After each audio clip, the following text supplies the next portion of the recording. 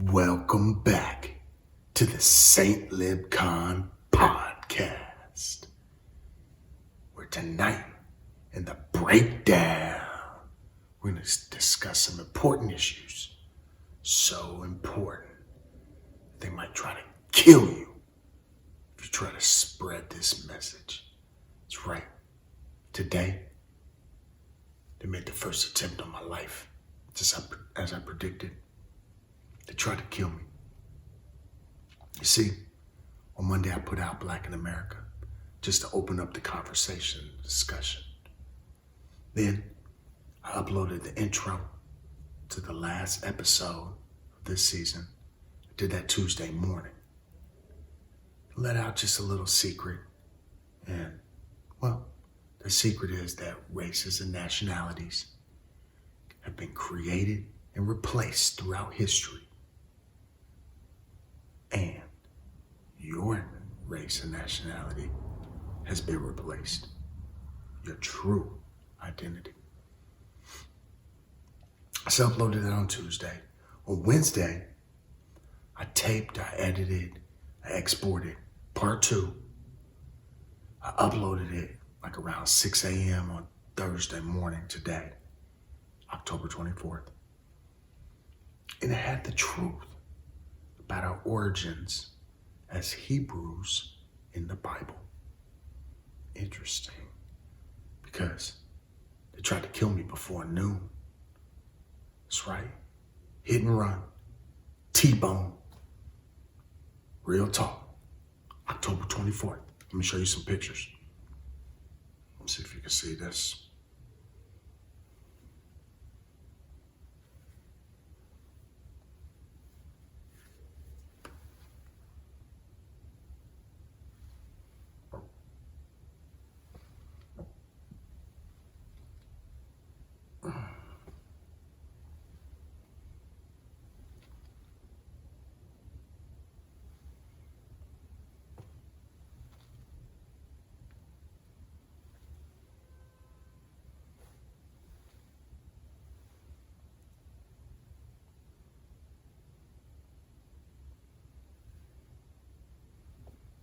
It's like they were aiming for me. They don't want you to hear this, because then you might change, and that could change the whole power structure. And that in turn would change the world. Let's get it.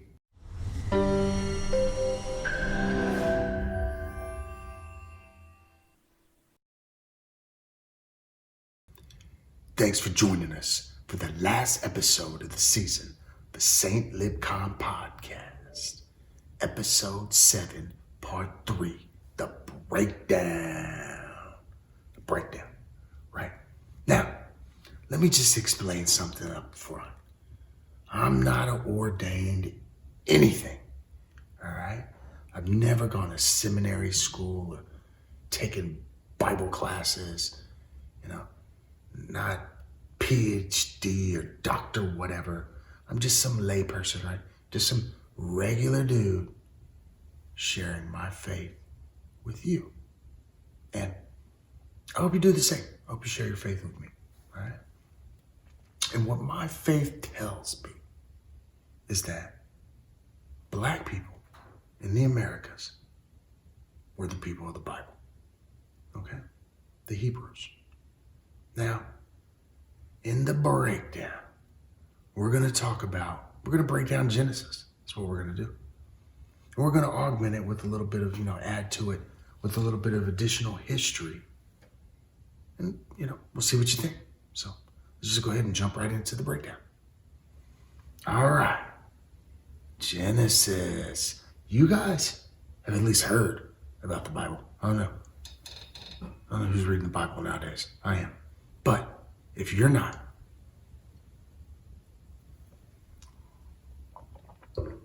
well, that's fine. But I'm going to tell you about some stories that you already know anyway, all right? Adam and Eve, right? Who was Adam and Eve? Adam and Eve were the first man and woman, right, on earth. Now, that's how Genesis starts. Now, if you ask National Geographic, right, about a decade ago or so, a while back, said, hey, what did Adam look like, the first man, the first person on earth? And they got this archaeologist, like artist/archaeologist type dude. And came up with the, bone structure and all this other, evidence, and put together this picture, this 3D picture, a sculpture of what they thought Adam would look like. And here it is. Interesting. Now, I don't think it's very controversial to say that, everybody knows that the oldest human remains found on the earth were found in Africa. So, the oldest people on earth come from Africa. I don't think that's a huge, point of contention. And it aligns with what we see in the Bible, the Garden of Eden, Adam and Eve. And speaking of the Garden of Eden, Genesis 2:13, it names Ethiopia as the Garden of Eden. Like, that's where it was. So, what I'm saying here is the first people on earth were black, all right? Adam and Eve. And it makes sense because they were in Ethiopia, right? Adam and Eve, as everybody knows, had two kids named Cain and Abel, right? We know about Cain and Abel because, terrible story, Cain killed his brother Abel, right? And he was cursed. All of his family were cursed, his descendants, right? They became terrible people, but don't worry. They all got wiped off the face of the earth, right? In the flood. Now, the flood. You know about the flood. Who survived the flood? Noah, right? You know more than the Bible than you thought. So, Noah, where did he come from? From Abel? No, he got killed. From Cain? No. His people were bad. But Adam and Eve actually had another kid. His name was Seth. And Seth was the ancestor of Noah. Okay? So Adam and Eve had Seth. Seth had a whole bunch of kids. And grandkid after grandkid after grandkid. Down the line, there's Noah. By the time Noah's on the scene, righteous man, the whole world was evil. So God wiped him out in a flood. But before he wiped out the entire world, he got Noah, his wife, his 3 sons and their wives on a boat, right? All the animals, male, female, and they survived the flood, right? So, recap. Adam and Eve had Cain and Abel. Cain killed Abel. Cain's people, bad.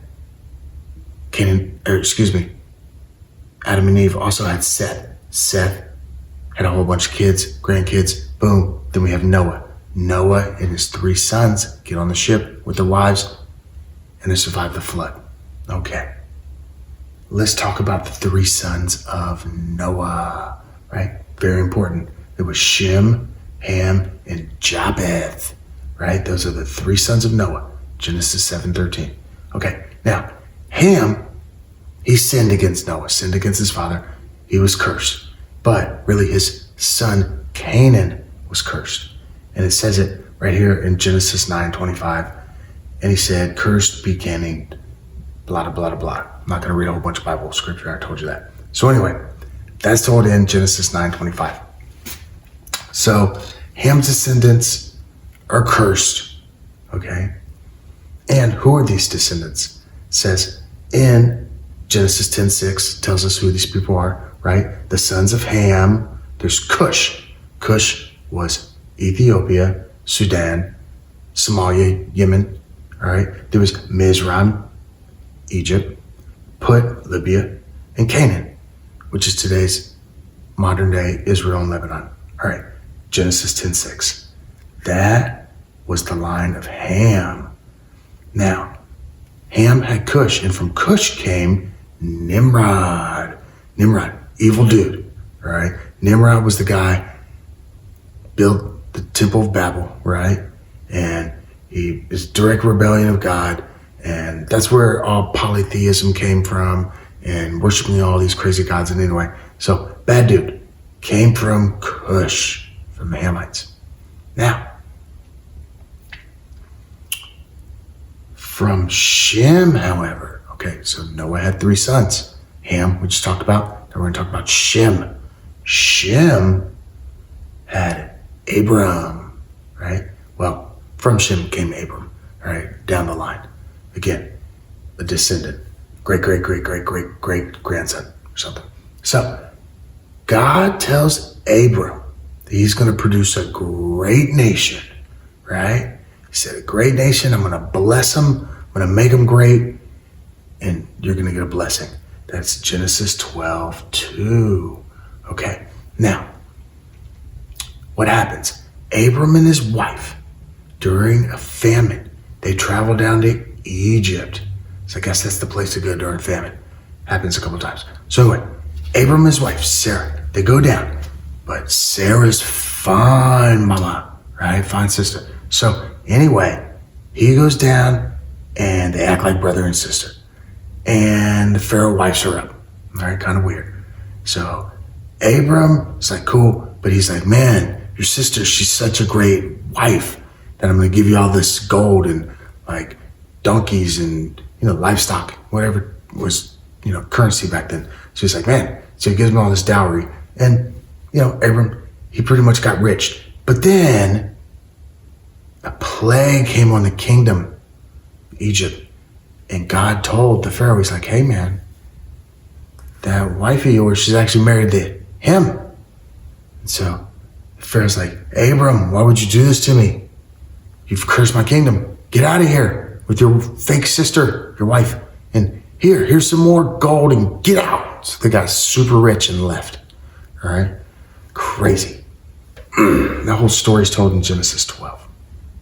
So anyway, Abram, his wife, his nephew Lot, they all leave and they dwell in the land of Canaanites, right? The northern African tribes. These are the dark-skinned people, right? Not Hebrews. However, from the line of Ham, Canaanites. All right. So, on that same day, the Lord made a covenant with Abram. All right, what's a covenant? An agreement. And he said, your seed, I'm going to give you this land. And he described Israel, right? And he said, it's all going to be yours and your descendants. That's Genesis 15:18. Well, guess what? Abram's wife, Sarah, she couldn't have any kids. So, all right, this is biblical times. And in biblical times, the relationships were complicated. Let's leave it at that. So anyway, Sarah, she gives her handmaid Hagar to her husband, and Abram lies with her, and they have a son, and his name is Ishmael. Ishmael, guess what? He's the progenitor, the father of a vast nation, because that's what God promised Hagar, that she would birth a son that would birth a vast nation. And he was the father of the Arab race, Ishmael. So now you know where the Arabs come from. Okay? And as you probably know, in 570 AD, maybe not the date, but as you probably know, from the Arab race came Islam with the advent of Muhammad in 570 AD. Okay. Now, God renames Abram to Abraham, all right? And then he makes a covenant. And he says, I want you to get all your kids circumcised. And that's going to be an everlasting covenant. And you have to do that. And if you do that, Sarah will have a child. And not only will she have a child, he's going to be the ancestor of kings. Like kings, like different from all this other stuff. So anyway, that's Genesis 17:6. Well, guess what? Sarah has a child, Isaac.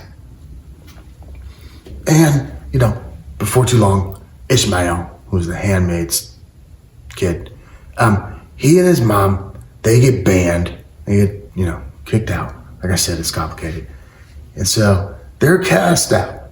And after they leave, Isaac, he and his father, Abraham, used to be Abraham, they go up this mountain, as God commands. They're like, you're going to give an offering. And it ends up that Isaac is told to be offered up as a sacrifice. Abraham is supposed to offer him a sacrifice, kill his son. That's what God tells him to do. Well, he's about to do it, and then God stops him. Saw Genesis 22:12. He stops him. He says, don't touch the kid. Guess what? This kid's going to be blessed like nobody else. And you're going to be blessed as a result.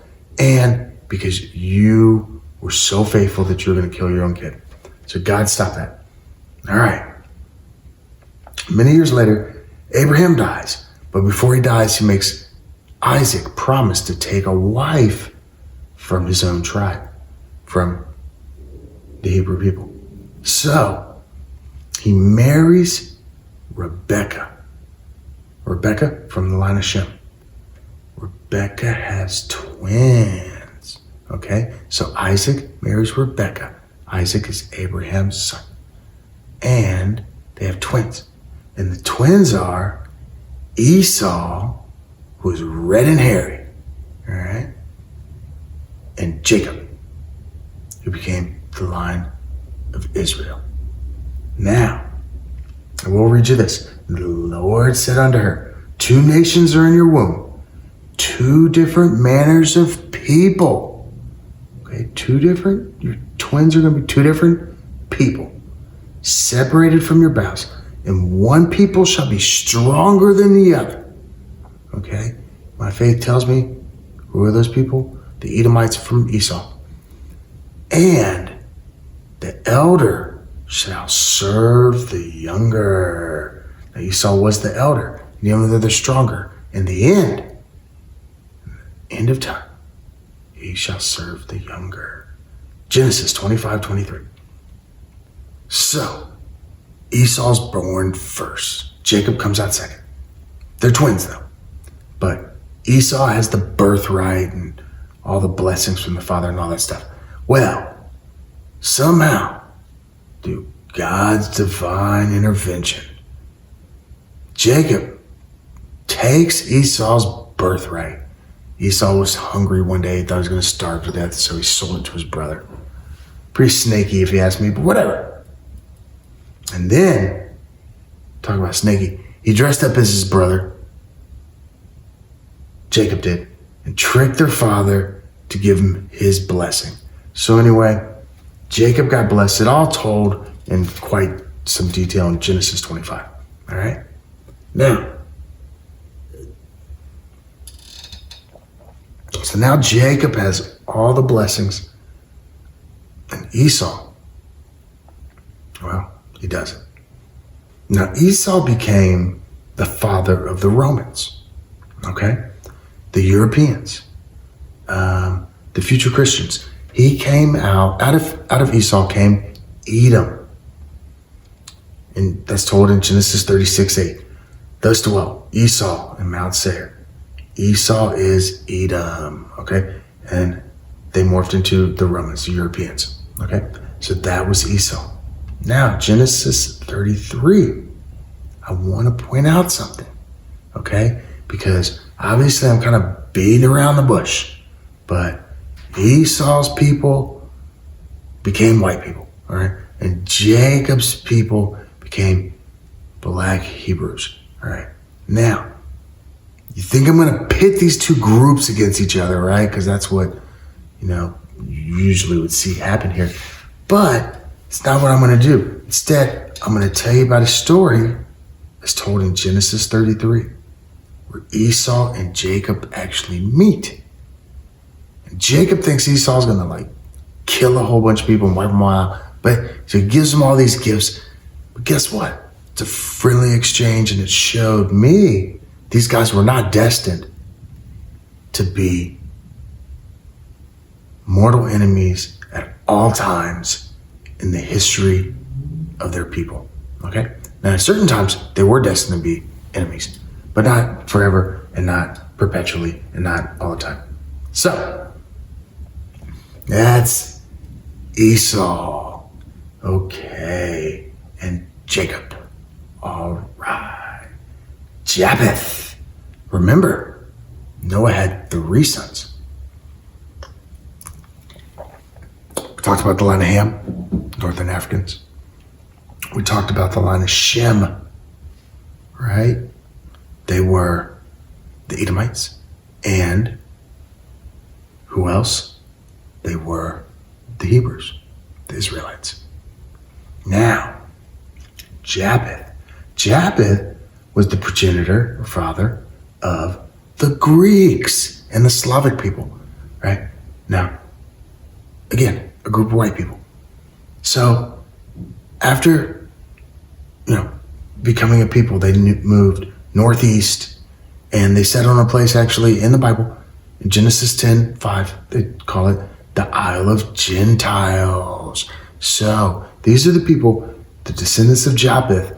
When you hear people talk about Gentiles in the Bible for a very long time, they're talking about their people. These are like Greek and Slavic people, the white race, Ukraine, which is named in the Bible as Gomer, and Magog, that's Russia. All right, so that's Japheth. As we're talking about, where everybody came from, why are we talking about the Asians? Why not? So where'd the Asians come from?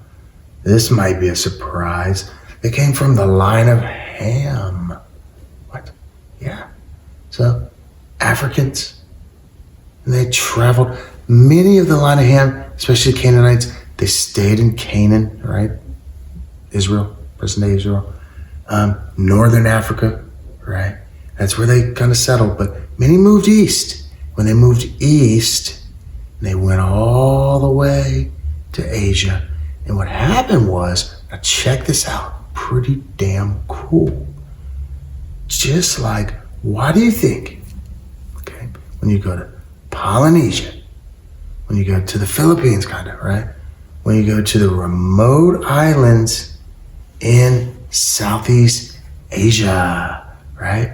Why do you think Indonesians and those type of people, they kind of look African?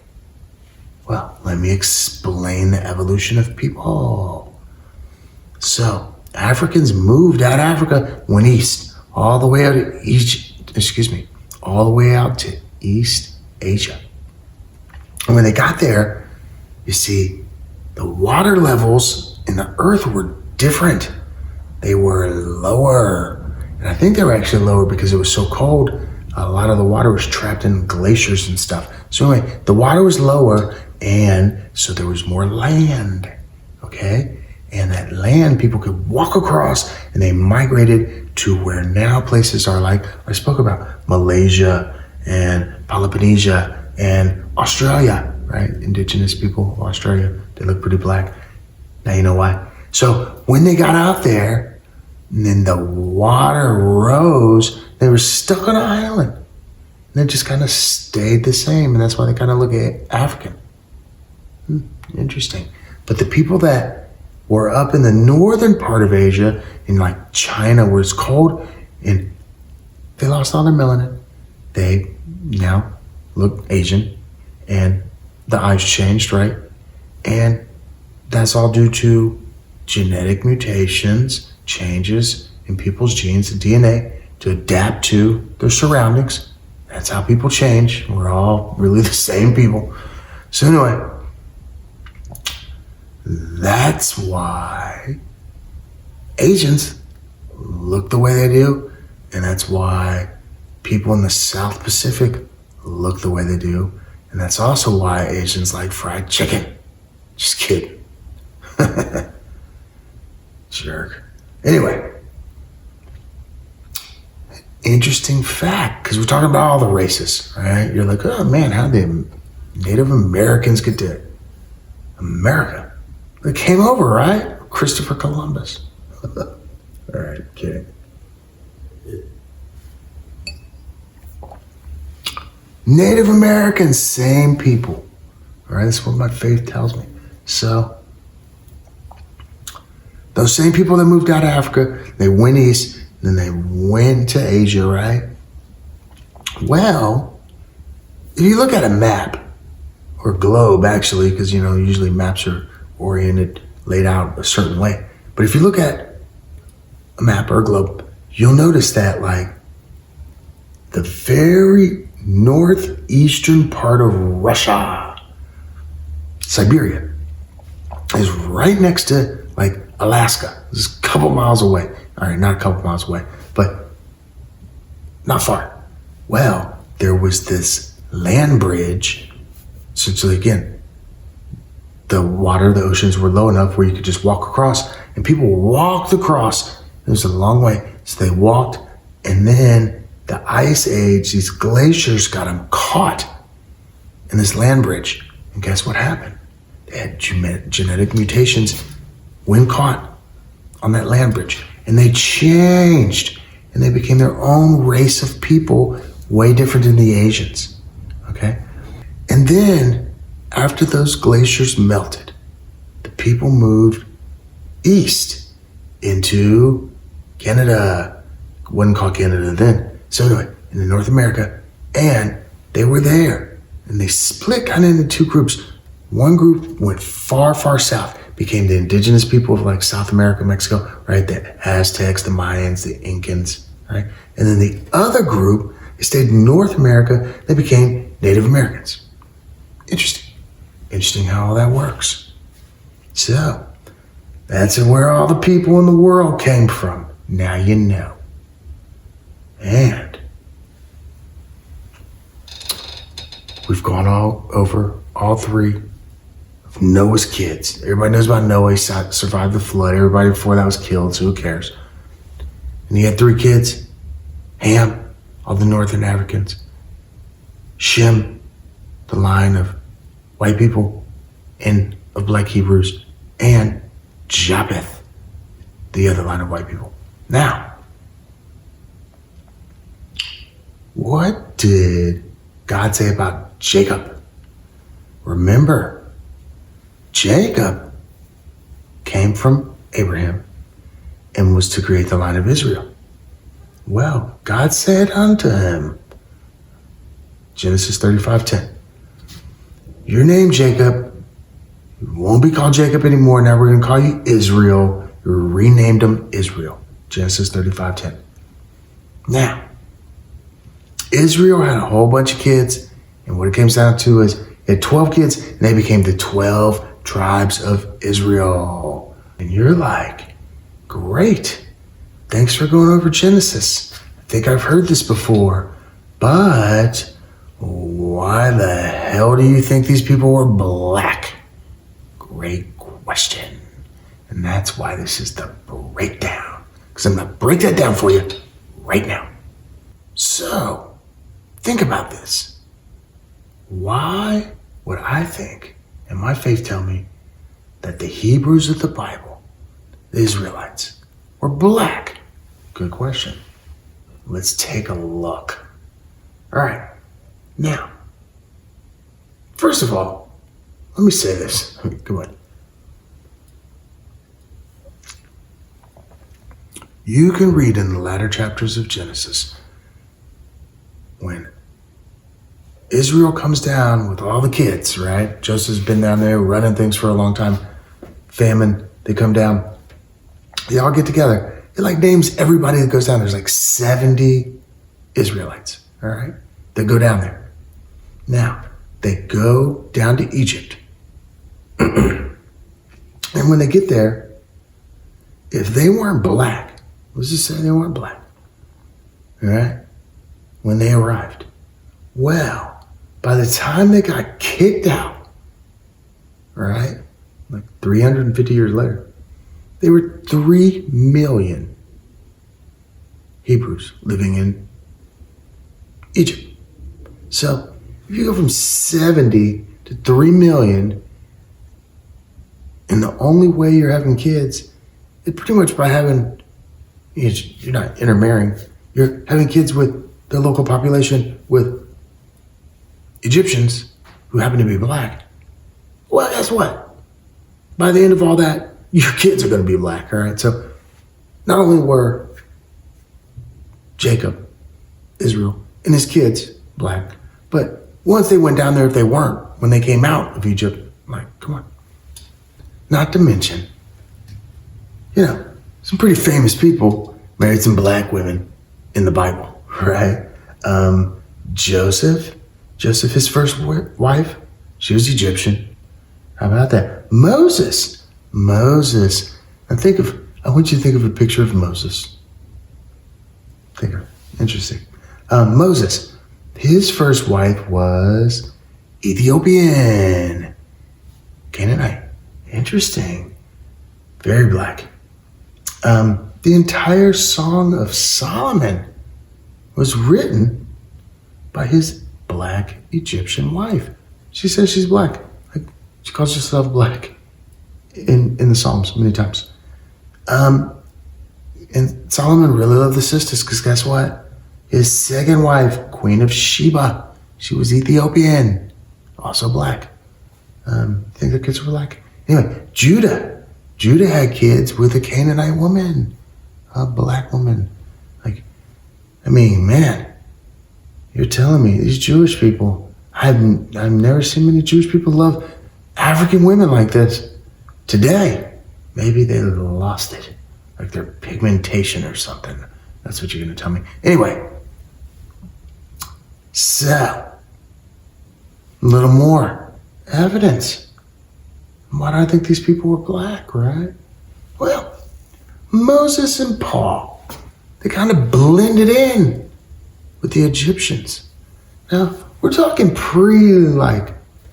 Roman invasion Egyptians, right? So they're pretty dark-skinned people. Let's be clear. Not like the Egyptians look like today. But anyway, they still have the same features and bone structure. Don't get me wrong. I'm not saying that the Egyptians are not from the historical ancestors from back then, but what I'm saying is they were black. Egyptians in Africa. So anyway, Moses, let me read you something from Exodus 2:19. Moses. So the priest of Midian had 7 daughters, and they came and drew water, and they filled their troughs with water of their father's flock. And the shepherds came and drove them away. But Moses stood up, and he helped them, and he watered their flock. And they came to Reuel, their father, and he said, "How is it that you came so soon today?" And they said, "An Egyptian," Moses, "delivered us out of the hands of the shepherds." Exodus 2:19. Interesting. Those Egyptians look like the Hebrews. Interesting. Anyway, Paul. Acts 21, 37 to 39. Paul was to be led into the castle. He said unto the chief captain, "May I speak unto thee?" Who said, "Canst speak Greek? Art not thou Paul the Egyptian?" Paul was the Egyptian. "Paul the Egyptian, which before these days madeth an uproar." But Paul said, "I'm a man which am a Jew." He said, "I'm a Jew." Anyway, interesting. So,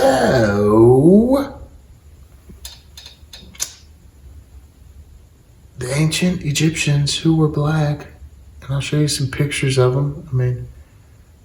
The Hebrews, who were also black, could be mistaken for these people.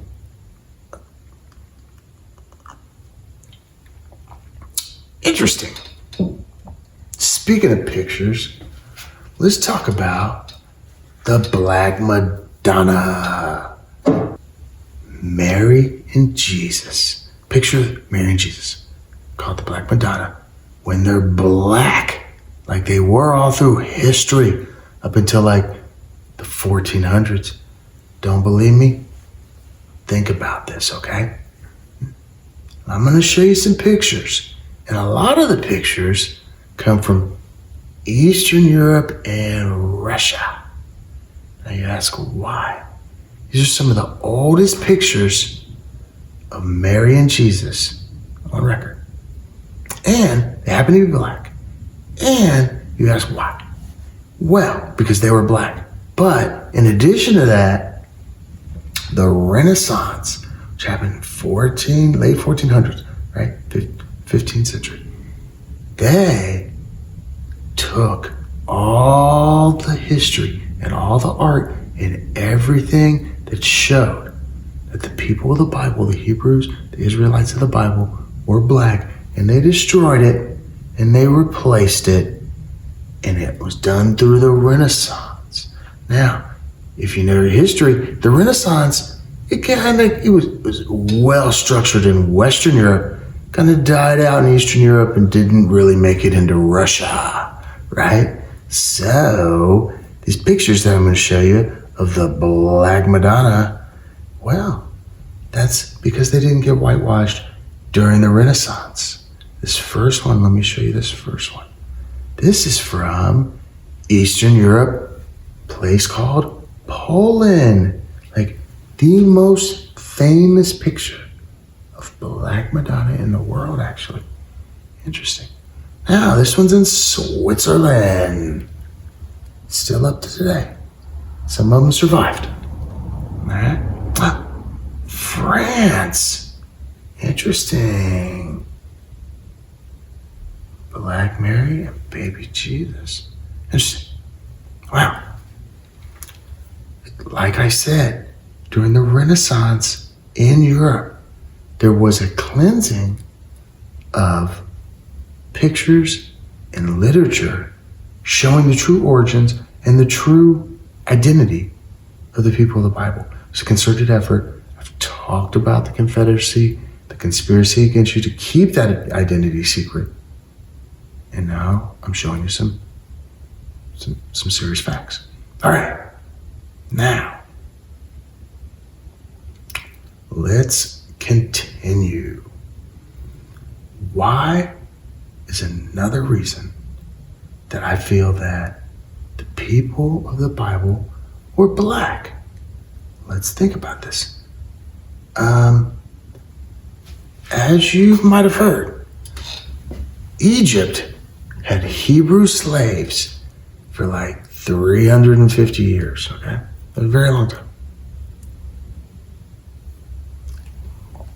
And as you also might have heard, Egypt liked to draw pictures, right? Hieroglyphics, pictures, all types of art. And they love to depict themselves dominating people and the people that they had conquered. And guess what? We have some pictures of some slaves, some Hebrew slaves. And I think these are pretty darn interesting because, well, let's see what they look like.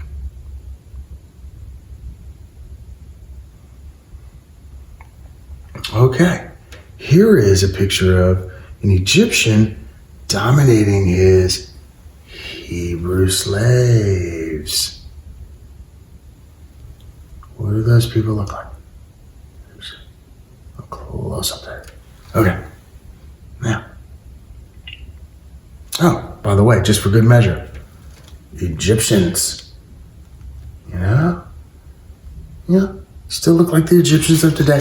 Just a little less fair-skinned for the Roman invasion, knocking off people's noses and shit. Here's some more Hebrew slaves. 1440 BC. Hebrew slaves. Interesting. Hebrew slaves. Okay. So, this is actually out of Egypt. These depictions of these Hebrew slaves. Look, here's a Hebrew water boy. Interesting. What does he look like? Anyway. Oh, a couple more Hebrews pictured from Egypt. Hebrews. Interesting. Artwork tells stories. doesn't it? So, let me read you something from Genesis 9:25. Because I think this is very important, because we just talked about the 3 lines that came from Noah. And now I want to talk about in Scripture where it speaks on their position throughout history. And he said, "Cursed be Canaan," right? Line of Ham. "A servant of servants shall he be unto his brethren." Okay? So the Canaanites, the Northern Africans, do you think they've been servants of servants? They really, really had it pretty darn tough, still to today. Okay? So, not unbelievable. And he said, "Blessed be the Lord God of Shem, and Canaan shall be his servant." All right? So, the line of Shem, which became Israel, also said Canaanites will be the line of Shem's servant. Now, God shall enlarge Japheth, and he shall dwell in the tents of Shem. Interesting. I want you to pay attention to this one. God shall enlarge Japheth. And who did I tell you Japheth was? He was the father of the white race that became, the Greeks and the Slavic people. Okay? And when he enlarges these people, they shall dwell in the tents of Shem. Right? Because God blessed the line of Shem.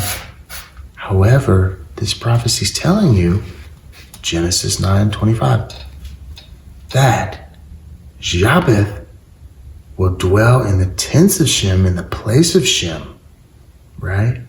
And Canaan, those poor Northern Africans, they shall also be his servant.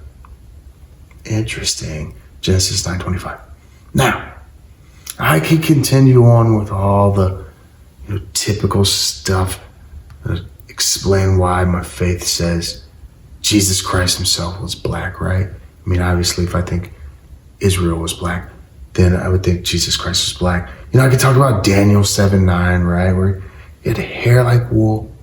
Now, I know there's this thing called a Jufro, right? Jufro. Well, there's an Afro and there's a Jufro. And Jewish people, they have, I guess what you call Jufros. I don't like the term. But what that means is their hair's a little thicker than regular white people. And it's kind of in these big, curls. Like big curls, not tight little naps. Not tight little curls like wool, right? As explained in Daniel. So anyway, nice freaking try with your Jufro.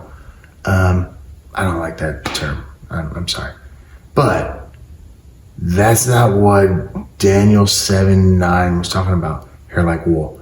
I don't have any hair, so I can't show you, but yeah. I could also talk about, the bronze feet burned in fire, right? The description of Jesus. I mean, obviously bronze is dark, and then you burn it in fire, it gets even darker. So, whatever.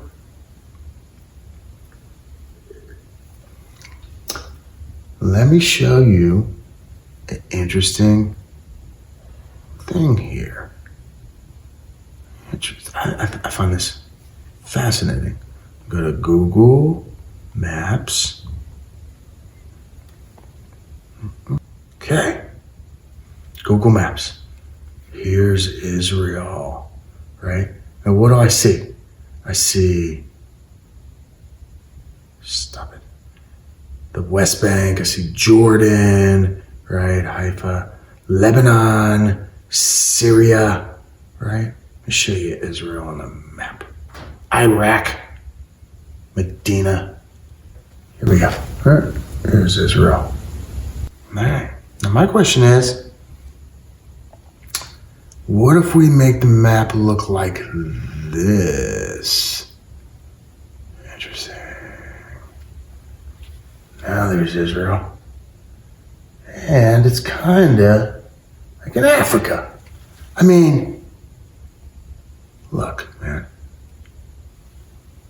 On this map, it's right between Egypt and Iraq. Okay? Like, now, I don't know. Looks pretty African looking to me. All right? So I'm guessing people that were born there, especially way back in the day before Rome and Greece and all those places, marched on the place and like shooting off noses and whiting out, the population. I don't know. Just my faith tells me those people were dark skinned, living around the equator and stuff. So anyway,